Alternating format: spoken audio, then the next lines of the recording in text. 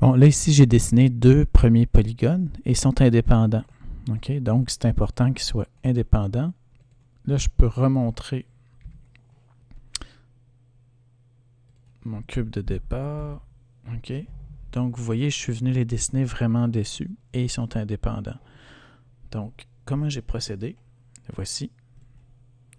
Donc, je m'assure d'abord que rien n'est sélectionné, comme ceci. Donc, j'essaie. Puis ça, vous pouvez toujours le vérifier en regardant la fenêtre ici, dans la zone Select. Vous venez voir ici comme ça. Ensuite, je vais aller dans Modify, Polymesh, et je vais prendre le premier outil. Je pourrais aussi taper sur le N. OK, donc Add, Edit, Polygone. J'ai fait ces deux premiers polygones-là. Je vais aller faire celui du dessus. Pourquoi je commence par le dessus? C'est parce que je veux que vous commenciez par une partie simple pour prendre l'habitude de bien les dessiner.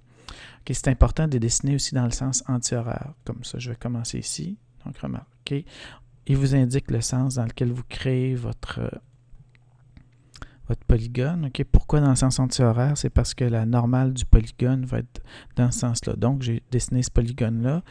À la fin, vu que je veux commencer un autre polygone, que chaque polygone soit indépendant, je vais cliquer sur le bouton droit. Puis ensuite, je vais taper sur la barre espace. Je vais venir sélectionner à l'extérieur.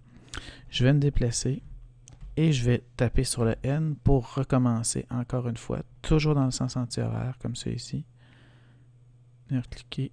Et là, à cause des ajustements qu'on a, on ne peut pas faire autrement que d'aller directement sur...